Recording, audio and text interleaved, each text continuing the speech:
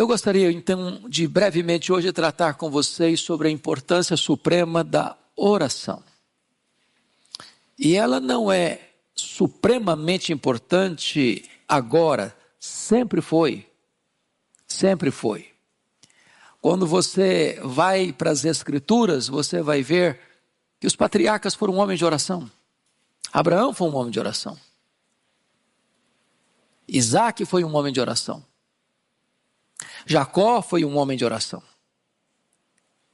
José foi um homem de oração. Você vai encontrar Moisés, o grande legislador e libertador, como um grande intercessor da nação. Você vai encontrar Josué, o grande conquistador da terra prometida, como um homem de oração. Você verá o primeiro juiz, ou o último juiz de Israel, o mais importante deles, Samuel, dizendo para o povo: longe de mim pecar contra Deus, deixando de orar por vós. Os reis mais importantes da história de Israel foram homens de oração. Davi foi um homem de oração. Salomão foi um homem de oração. Asa foi um homem de oração. Josafá foi um homem de oração. Ezequias foi um homem de oração. Josias foi um homem de oração. Aí você adentra as páginas do Novo Testamento e você verá que João Batista, o precursor do Messias, o grande pregador, era conhecido como um homem de oração. Jesus, como um homem perfeito, um homem de oração. Os apóstolos todos foram homens de oração. Os pais da igreja foram homens de oração. Os pré-reformadores foram homens de oração. Todos os reformadores foram homens de oração. Os avivalistas, os grandes missionários, aqueles que impactaram a história com a presença do evangelho, com a pregação do evangelho, foram homens de oração. E hoje, eu gostaria que nós pousássemos os olhos e concentrasse nossa atenção no texto que trata de oração. E a primeira coisa a destacar é a primazia da oração. Então veja comigo no verso 1, algo interessante. Todos nós conhecemos João Batista como profeta e pregador. Essa é a grande marca dele. Mas é curioso que, muito embora os evangelhos não relatem nenhuma oração dele, aqui quando Jesus está orando, aproxima-se dele um discípulo, e a Bíblia não diz que discípulo foi este. E esse discípulo faz uma pergunta para Jesus, um pedido para Jesus. E o pedido é bem específico: Senhor, ensina-nos a orar. E ele linka isso, como também João ensinou os seus discípulos. Então João, o grande pregador, o grande profeta, o maior homem dentre os nascidos de mulher no conceito de Jesus, não só era um homem de oração, como ele também ensinou aos seus discípulos a orarem. Links na descrição desse vídeo. E foi o exemplo de João, e muito provavelmente este era um discípulo de João no passado, que fez o pedido. Agora se aproxima de Jesus e não pede: Senhor, ensina-nos a pregar. Senhor, ensina-nos a falar bonito para atrair as multidões. Senhor, ensina-nos a fazer milagres. Não, o pedido foi este: Senhor, ensina-nos a orar. E por que eles fizeram esse pedido? Não só porque João ensinou os seus discípulos, mas porque Jesus, como homem perfeito, eles viram Jesus comprometido com oração. E o evangelista Lucas, que retrata a humanidade perfeita de Jesus, é o evangelista que mais destaca a vida de oração de Jesus. Ele orou no seu batismo.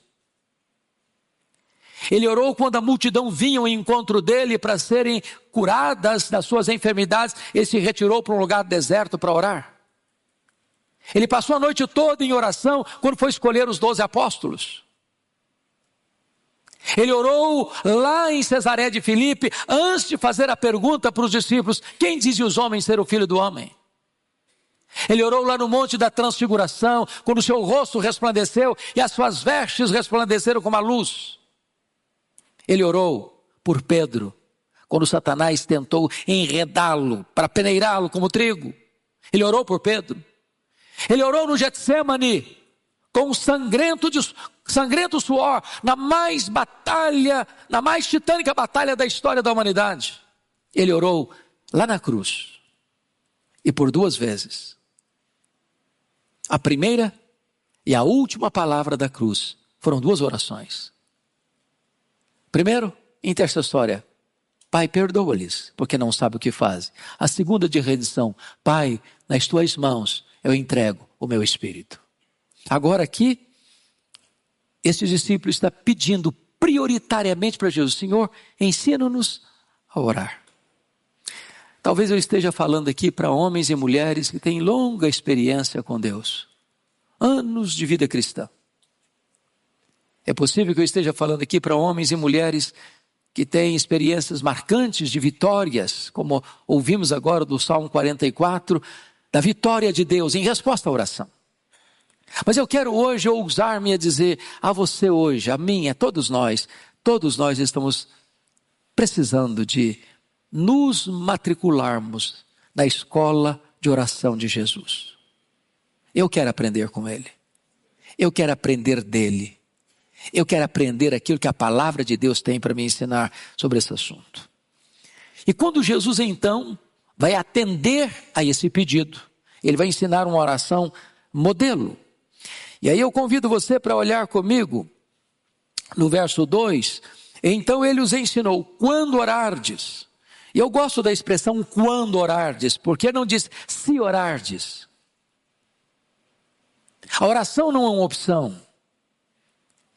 A oração não é apenas para um grupo de intercessão da igreja, como se houvesse só um grupo da igreja que tem experiência ou conhecimento ou vivência da oração. A oração é uma experiência da respiração da alma de todo crente.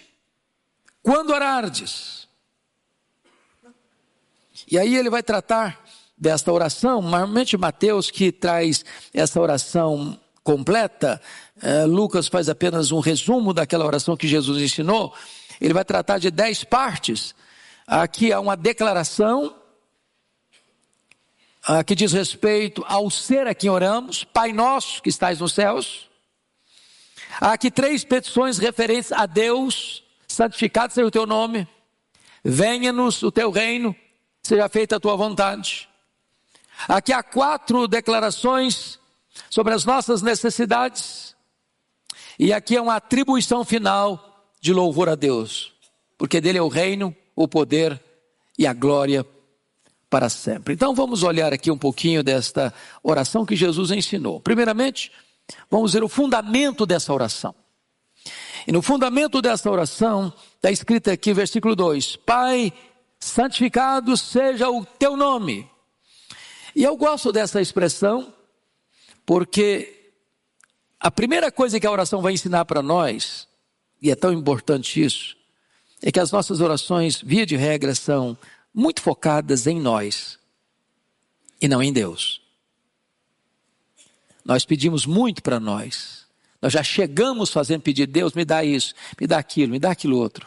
Abençoa minha vida, abençoa minha casa, abençoa minha família, abençoa meu emprego, abençoa minha empresa, abençoa os meus irmãos, abençoa os meus filhos, abençoa o meu cônjuge, abençoa. E eu estou pedindo para mim, porque eu penso que eu sou o centro do universo. E eu, nem você, somos o centro do universo. Deus é. Então a oração começa não com você, começa com Deus. Começa não com as suas necessidades, começa com os interesses de Deus. A oração não começa com aquilo que vem da terra, mas aqueles que são os interesses do céu. E a primeira coisa, devemos nos dirigir a Deus como Pai. Quando você diz Pai, o que implica isso? Primeiro, que esse Deus não está distante de você. Segundo, que esse Deus ama você. Terceiro, que esse Deus conhece você. Quarto, que esse Deus protege você. Ele é Pai. Você não está dirigindo a sua oração a um ser distante, inalcançável, que está lá longe, sem se importar com você. Ele é seu Pai. Agora nota, em segundo lugar, Ele é Pai nosso. E quando diz Pai nosso, significa que você pertence a uma família. que você não é o único nessa família, que você tem outros irmãos, que você pertence a uma família numerosa, que nós somos irmãos uns dos outros e somos filhos do mesmo Pai. Isso acaba com o exclusivismo. Terceiro, Pai nosso que estais nos céus. Isso implica que, embora Ele é Pai, Ele é íntimo, mas Ele é maior. Ele é transcendente. Ele não é como você, não é limitado como você, não tem as mesmas paixões que você tem. Ele é o Pai que está nos céus. Ele é exaltado, Ele é sublime, Ele é glorioso, Ele está no trono. E como dissemos, e como já lemos aqui hoje, quando Ele ordena a sua vitória, ninguém pode impedir que essa vitória chegue nas suas mãos, porque Ele está no trono, Ele tem o controle de todo o universo. Depois disso, nós vamos olhar aqui o conteúdo desta oração. E esta oração foca as primeiras petições, então, em relação a Deus e não a nós. E a primeira coisa, vejam vocês, que ele faz o pedido: santificado seja o teu nome. Então a primeira coisa é o nome de Deus. E aqui, eu não sei quanto a você, mas eu já tive dúvidas lá no passado. Falei, meu Deus, se Deus é santo, santo, santo, como é que eu posso pedir para o nome de Deus ser santificado? Eu posso santificar a Deus mais do que Ele é santo? Não posso.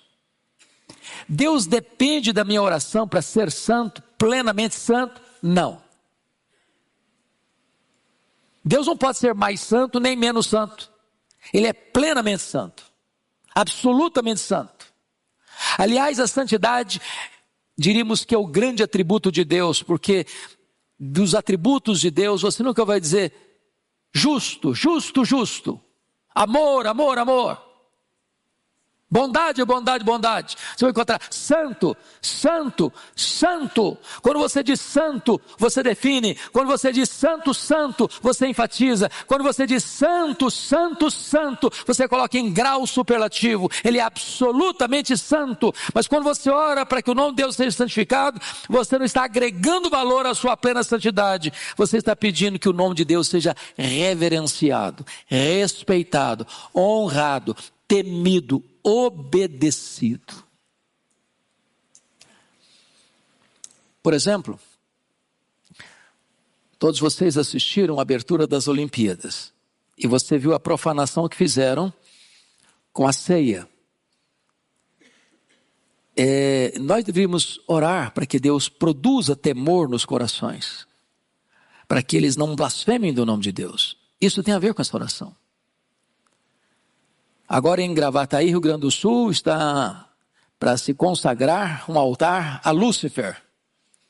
As leis municipais impediram que a inauguração acontecesse quando eles queriam, mas nós deveríamos orar para que as pessoas temessem ao único Deus vivo e verdadeiro e não blasfemassem do nome de Deus.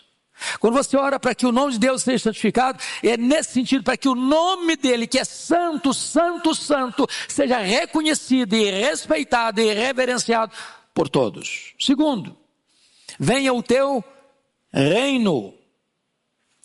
E é importante entender o que é isso, porque algumas pessoas, dentro do arcabouço teológico delas, elas imaginam que esta oração ela é postergada para depois da volta de Jesus, como se esse reino aqui só virá com o que eles entendem de milênio na terra. Não, essa oração não é para o futuro, essa oração é para agora, é para hoje. E o que significa venha o teu reino? Significa o reino de Deus é o governo de Cristo no coração das pessoas. Quando uma pessoa é convertida a Cristo, o reino de Deus chegou até ela. Ela passa a estar dentro da jurisdição do rei. Ela foi transportada do império das trevas para o reino da luz. E o reino da luz é o reino de Cristo. Onde o Senhor Jesus governa uma pessoa, aí chegou o reino. Então não é possível eu fazer esta oração, venha o teu reino, e nunca abrir a minha boca para testemunhar do Evangelho de Cristo. Porque o reino vem quando? O reino vem quando alguém se submete ao rei. E quando é que alguém se submete ao rei? É quando ele é convertido ao Senhor, quando ele arrepende dos seus pecados e reconhece Jesus Cristo como seu Salvador. É isso que nós estamos pedindo. É tarefa da igreja, portanto, dar visibilidade ao reino invisível, o governo de Cristo nos corações. Mas, seja feita o quê? A tua vontade, assim na terra como nos céus, diz o texto de Mateus 6. E aqui, irmãos, essa oração está na contramão de algumas teologias bem prevalecentes hoje. Porque vocês conhecem, infelizmente, uma influência de uma teologia equivocada que medrou no mercado religioso, da chamada confissão positiva, ou das pessoas chegarem para Deus e determinarem as coisas. Eu determino, eu rejeito, eu proíbo, eu decreto. É como se vida cristã fosse que a sua vontade prevalecesse no céu e não que a vontade do céu prevalecesse na terra. Mas a oração não é que a minha vontade domine o céu. A oração é que a vontade de Deus domine a terra. A oração é quando você se curva diante de Deus, para que a vontade de Deus, que ela é perfeita, lá no céu não há conflito, não há tensão, não há desobediência, não há rebelião. Os anjos de Deus são preservados de tal maneira que não há queda no mundo angelical mais, como não há recuperação no mundo das trevas mais. Tem muita gente tola dizendo, não, quem sabe Satanás se converte? Não, ele não vai se converter nunca, nem os demônios. Isso é irremediável, isso é irreversível. Como não haverá mais queda no mundo angelical? Então lá no céu a vontade de Deus é plenamente aceita, é perfeita, é completa, é cabal. E o que nós estamos pedindo é que assim como a vontade de Deus é feita lá no céu, que ela seja feita aqui também na terra, que eu me dobre, que eu me curve à boa, agradável e perfeita vontade de Deus. Então este é o conteúdo da oração, nas petições em relação a Deus. Mas agora, na oração de Jesus, ele vai trazer o conteúdo das petições em relação a nós. E tem 3 coisas aqui. Primeiro, necessidade presente, dívida passada, tentações futuras. É isso que eu preciso. Primeiro, necessidade presente. O que ele está pedindo para nós aí? O pão nosso, cotidiano, dá-nos de dia em dia. Agora vamos entender algumas coisas. Na petição, esse pão nosso tem a ver lá com o maná, lembra? O maná vinha todo dia. Se recolhesse, essa semana eu quero dar uma descansada no final de semana, então vou recolher 3 dias para eu não ter que recolher maná todo dia. O que acontecia com o maná? Apodrecia. O que Deus queria ensinar ao povo? Que você precisa depender de Deus a cada semana, a cada mês, a cada ano? Não, todo dia. Então, outra coisa, ele não está pedindo o luxo nosso de cada dia. Ele está pedindo o pão nosso de cada dia. Outra coisa, não é um pedido egoísta, o pão meu. É o pão nosso. Implica aqui que eu tenho que ser o quê? Generoso. Terceiro, não é o pão para eu acumular avarentamente. É o pão nosso para eu distribuir generosamente. Então, o que o texto está querendo dizer é que Deus é o Deus que supre as nossas necessidades diárias e não a nossa ganância insaciável. Esse é o primeiro ponto. Por pão nosso de cada dia, é claro que está embutido aqui todas as nossas necessidades físicas e materiais. Quer dizer que Deus se importa em sustentar você, em prover para você o que você precisa. Segundo lugar, a dívida passada. Porque ele diz assim, perdoa-nos os nossos pecados. Lá em Mateus diz, perdoa-nos as nossas dívidas. Assim como nós temos perdoados aos nossos devedores. E aqui está falando que pecado é dívida e dívida é pecado. A pergunta que eu faço a você é, se é perdoa-nos, não é perdoa as dívidas, não, perdoa-nos as dívidas. Não é perdoa os pecados, perdoa-nos os pecados. Deus não está perdoando o pecado, Deus está perdoando você. Você já percebeu quando a gente vai ler o texto, a gente corta esse pedacinho? Perdoa os pecados, mas perdoa os pecados. Perdoa-nos os pecados, perdoa-nos as dívidas. A pergunta que eu faço a você é essa: qual é o tamanho dessa dívida que você e eu temos com Deus? Como nós poderíamos pagar essa dívida? Que dinheiro seria o suficiente para pagar essa dívida? Ou qual a montanha de sacrifícios que eu poderia fazer para quitar essa dívida? Quanto de oferta eu teria que dar para Deus para que essa dívida fosse quitada? E a resposta das Escrituras de Gênesis e Apocalipse é que eu não tenho como pagar essa dívida. Ela é impagável. Na parábola de Jesus, que ele ilustrou, é como se fosse uma dívida de 10 mil talentos lá no primeiro século, que representava 150 mil anos de trabalho, ganhando um denário por dia, que era o salário da época. Ou seja, impagável. E o que ele está pedindo? Perdoa-nos as nossas dívidas. De que maneira?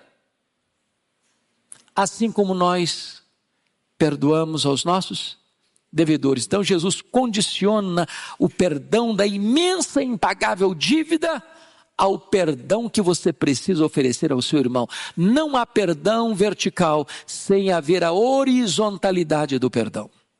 Então, deixa eu dizer uma coisa para você aqui. Você está magoado com alguém? Está brigado com alguém? Está de cara virada para alguém? Tem tempo que você não conversa com fulano, com Beltrano, com ciclano? Você daqui é tipo de gente que fala: pastor, eu sou porque eu não conheço a minha história. Se eu contar a minha história, o senhor vai me dar razão. Não dá para engolir o fulano. Não dá, não dá. Pois a Bíblia diz: você deve perdoar, assim como Deus em Cristo perdoou você. E se você não perdoar, não tem perdão para você. Jesus está ensinando o quê? A orar. Mas agora, além dessas dívidas passadas, agora tem as tentações futuras. E ele aqui coloca assim: não nos deixes cair em tentação. Mateus prossegue um pouquinho: mas livra-nos do mal, ou do maligno. Então, é muito importante entender, irmãos, que nós temos tentações. E não é pecado ser tentado. Jesus foi tentado. Deus teve um filho, o seu único filho, unigênito, que não teve pecado. Mas Deus não tem nenhum filho que não seja tentado. Não é pecado ser tentado. Deus não tenta ninguém. Deus prova. Satanás tenta. Qual a diferença entre ser provado e ser tentado? Quando Deus prova você para você para extrair o melhor de você. Quando Satanás tenta você, ele tenta você para tirar o pior de você. Quando Deus prova você para aprovar você. Quando Satanás tenta você para reprovar você. Quando Deus prova você para fortalecer você. Quando Satanás tenta você, ele tenta para derrubar você. Quando lá em Mateus 6, o Senhor diz: livra-nos do mal, a palavra lá é maligno, livra-nos do maligno. Das ciladas dele, das artimanhas dele, dos estratagemas dele, das setas inflamadas dele, dos ardis dele. Então nós precisamos não só de sustento, nós precisamos não apenas de perdão, nós precisamos também de livramento dos laços do inimigo, do laço do passarinheiro, das ciladas que são armadas no nosso caminho. Precisamos pedir todo de Deus: me livre disso, me livre disso, me livre disso, Senhor.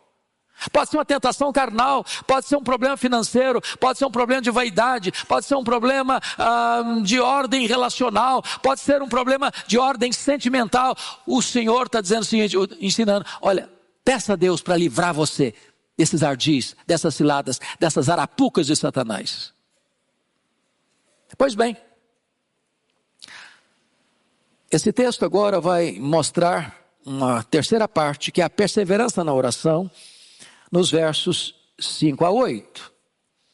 E aí o Senhor Jesus conta uma parábola. Aliás, Lucas é o evangelho das parábolas.